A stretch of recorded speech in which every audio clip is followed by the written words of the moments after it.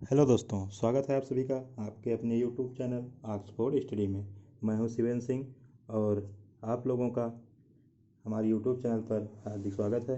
तो आज हम बहुत सारे बच्चों की डिमांड थी कि सर त्रिकोणमिति शुरू किया जाए, त्रिकोणमिति शुरू किया जाए। तो आज हम त्रिकोणमिति का चैप्टर शुरू करने वाले हैं।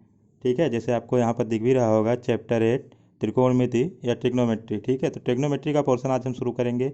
जो चैप्टर आपके पीछे छूट गए हैं उनको हम वीडियो बनाकर प्रोवाइड करा देंगे, उसके लिए आप टेंशन मत लेना। तो आज त्रिकोणमिति के बारे में ही हम कुछ बात करते हैं। ठीक है, तो सबसे पहले देखिए क्या लिखा है, ट्रिग्नोमेट्री। ठीक है, तो ट्रिग्नोमेट्री की पहले हम आज कुछ बेसिक बातें जानेंगे कि किसके आधार पर हम त्रिकोणमिति के बेसिक सवालों को लगा सकते हैं। ठीक है, नाइन्थ में पहले ये चैप्टर था लेकिन अब नहीं है, कट गया है। तो अब सीधा हाई स्कूल में ही ये चैप्टर मिलता है बच्चों को, तो इसलिए समझने में थोड़ी दिक्कत होती है। तो आप बिल्कुल टेंशन ना लें, आपको एकदम बेसिक से हम समझाएंगे यहाँ पे। ठीक है, तो सबसे पहले स्टार्ट करते हैं यहीं से, ट्रिग्नोमेट्री से। तो क्या लिखा है देखिए, TRIGONOMETRY।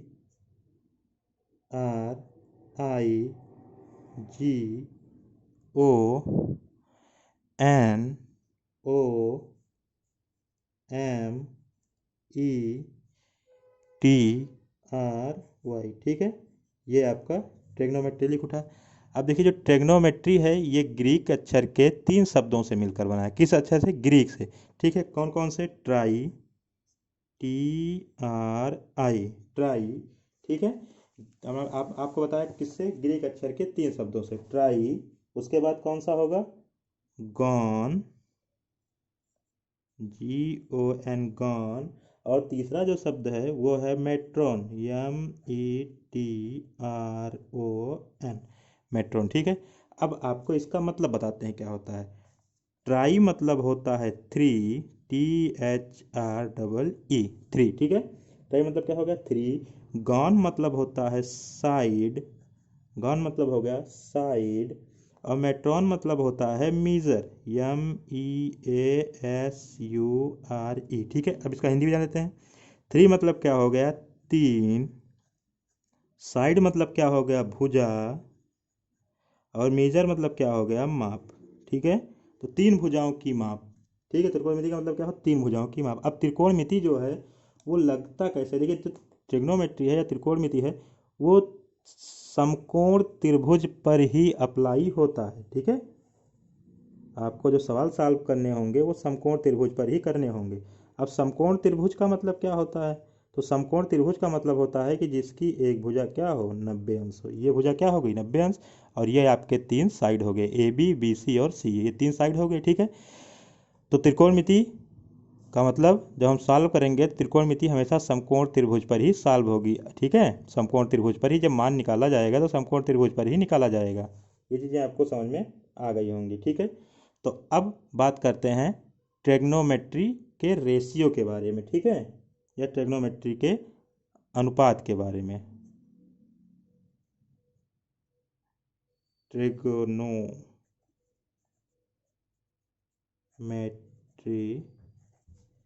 रेशियो। ठीक है,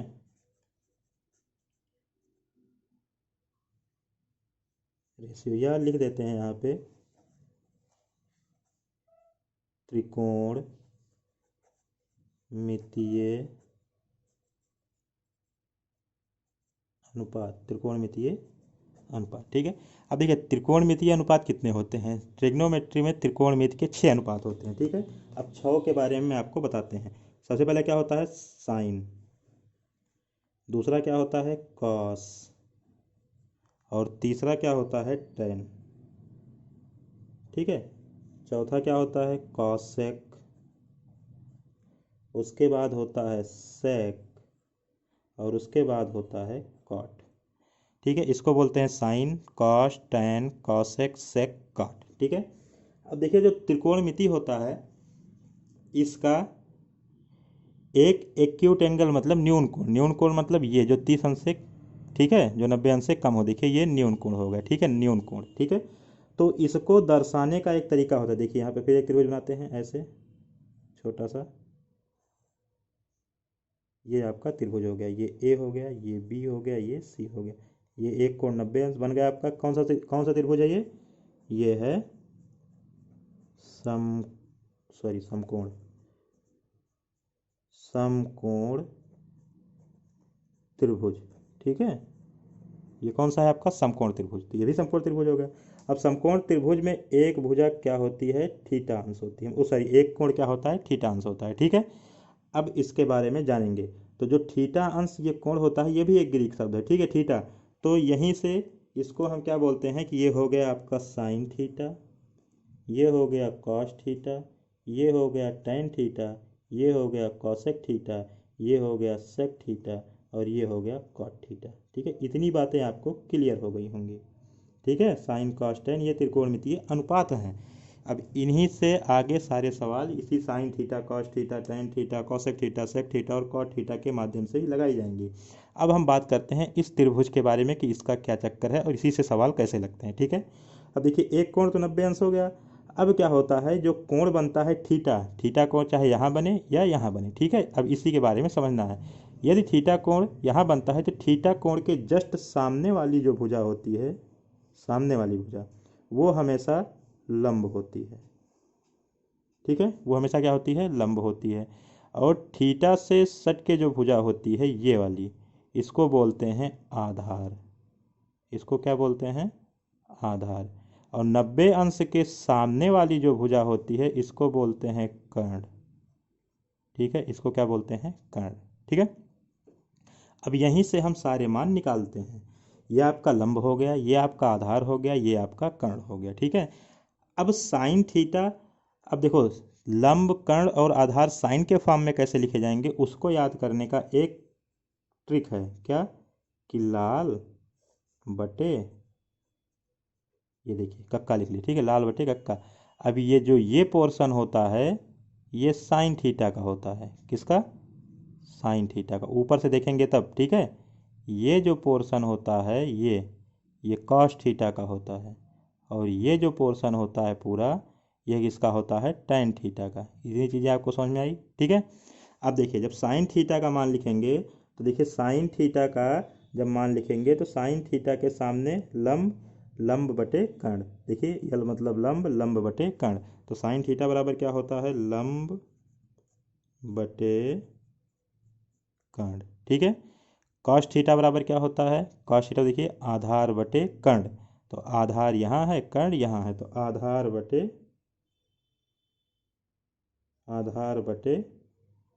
कर्ण। ठीक है, टेन थीटा बराबर क्या होता है, टेन थीटा बराबर आपका होता है लंब बटे आधार, यल मतलब लंब, ए मतलब आधार, तो लंब यहाँ है आधार यहाँ है, तो लंब बटे आधार। इतनी चीज़ें समझ में आई। अब इधर आते हैं कॉसेक थीटा। अब ये तो साइन कॉस टेन का हो गया, जब कॉसेक से कॉट का लेंगे तो नीचे से काउंट करेंगे। कहाँ से, नीचे से। ये हो जाएगा आपका कॉसेक, ये हो जाएगा आपका सेक, और ये हो जाएगा आपका कॉट। ठीक है, नीचे से। अब देखिए कॉसेक थीटा वाला नीचे से लेंगे तो कर्ण बटे लंब हो जाएगा। क्या हो जाएगा, कर्ण बटे लंब। ठीक है, उसके बाद जब सेक थीटा लेंगे तो कर्ण बटे आधार हो जाएगा। क्या हो जाएगा, कर्ण बटे आधार। ठीक है, उसके बाद जब हम कॉट थीटा लेंगे तो क्या हो जाएगा, आधार बटे लंब, तो यहाँ से हो गया आधार बटे। इतनी चीज़ समझ में आई। ठीक है, तो अब इसके बारे में कुछ और, यहाँ देखिए यहाँ साइड में बात कर लेते हैं, यहाँ पे। ठीक है, इतनी चीज़ समझ में आ गई।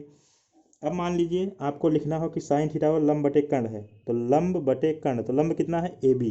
ठीक है, तो साइन थीटा बराबर क्या है आपका, लंब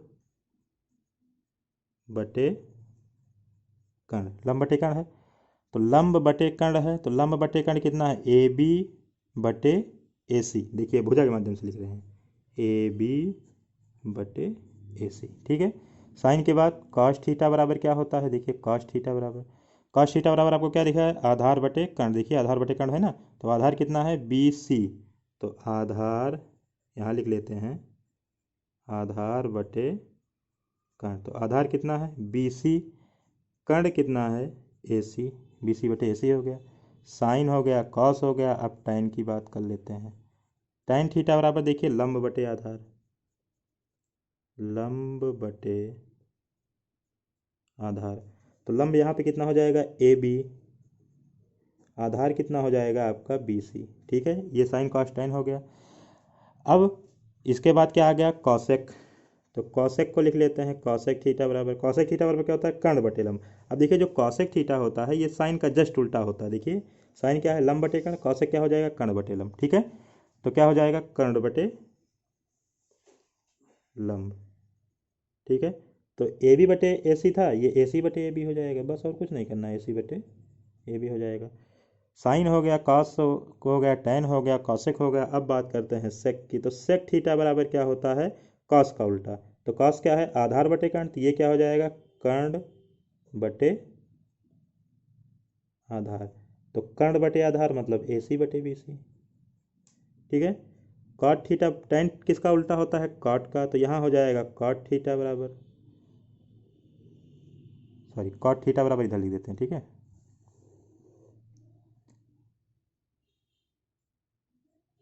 कॉट थीटा बराबर क्या हो जाएगा, इसका उल्टा, ये आधार बटे लंब था, ये लंब बटे आधार हो जाएगा, लंब बटे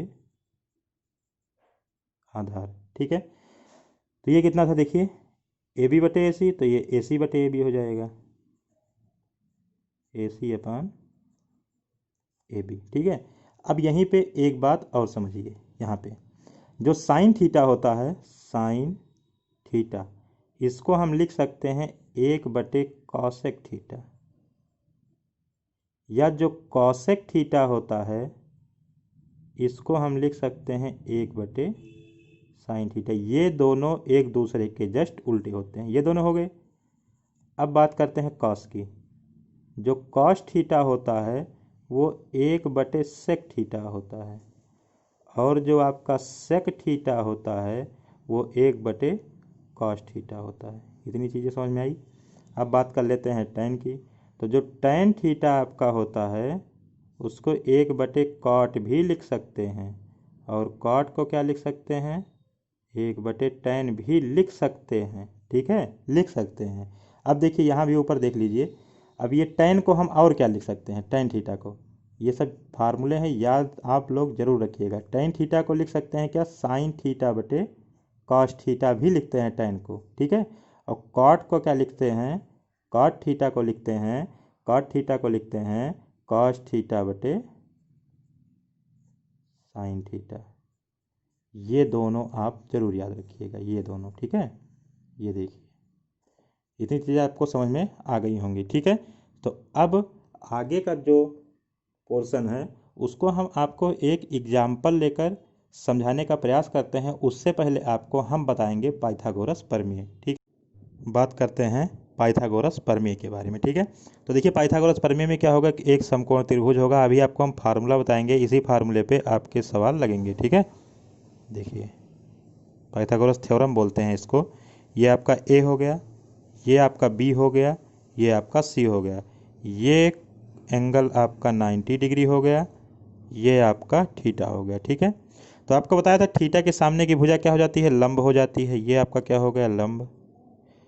थीटा के साथ जो भुजा होती है वो आधार होती है, ये आपका आधार हो गया।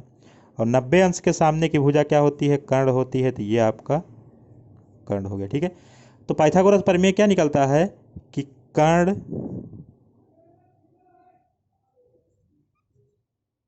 का वर्ग बराबर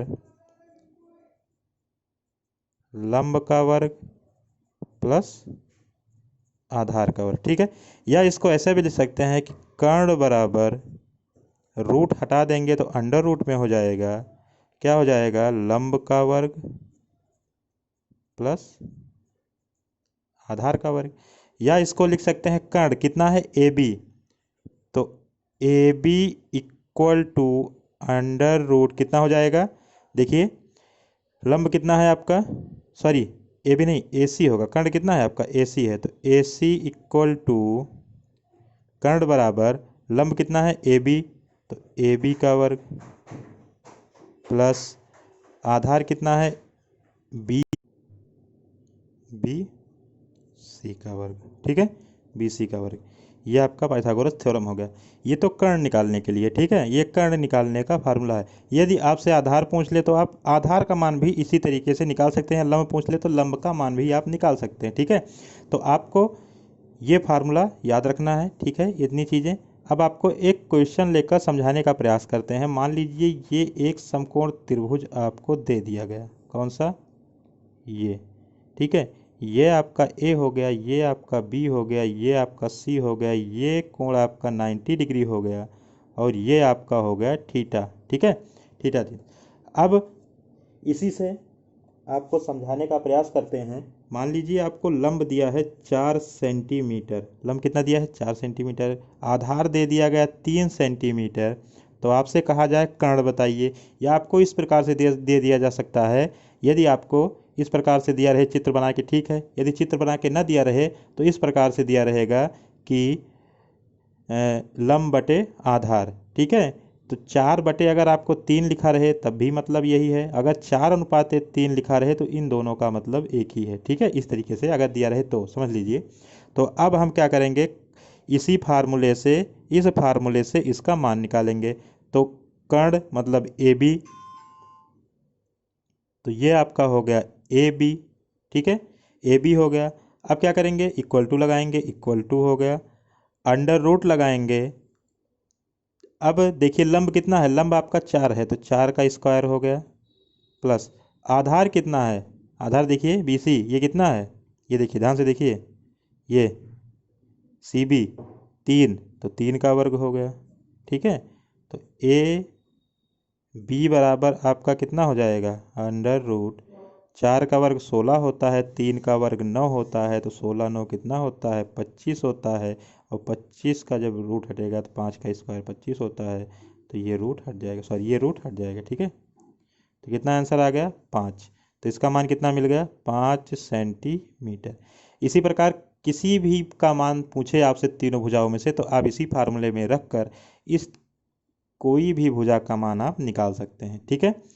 तो आपको अब अगले वीडियो में हम बताएंगे कि इस प्रश्नावली, मतलब कौन सी प्रश्नावली, प्रश्नावली 8.1, ठीक है, प्रश्नावली 8.1 का वीडियो आपको कल प्रोवाइड कराया जाएगा और उसमें आपको 8.1 का सॉल्यूशन दिया जाएगा, ठीक है। ये उसका इंट्रोडक्शन था। अब सॉल्यूशन, ये जितने भी सॉल्यूशन या ये जितने भी इंट्रोडक्शन आपको बताए गए हैं कि 8.1 पर अप्लाई होंगे, ठीक है। इसके अगले वाला चैप्टर जब शुरू करेंगे 8.2, तो उसका भी इंट्रोडक्शन बताएंगे, तभी वो आप चैप्टर लगाएंगे, ठीक है। तो अगर आपको ये वीडियो पसंद आया हो तो प्लीज़ वीडियो को लाइक करिए, दोस्तों के साथ शेयर करिए और सबसे ज़रूरी बात, सब्सक्राइब करना मत भूलिएगा, क्योंकि आपके सब्सक्राइब से ही हमें मोटिवेशन मिलता है। और ऐसे ही हमारा साथ बनाए रखिए। हम 1 के पहुंच चुके हैं, अब धीरे धीरे हमारी फैमिली आगे बढ़ रही है, तो आप लोग भी सब्सक्राइब करके इस फैमिली का हिस्सा बन जाइए। और मिलते हैं आपको नेक्स्ट वीडियो में, तब तक के लिए धन्यवाद।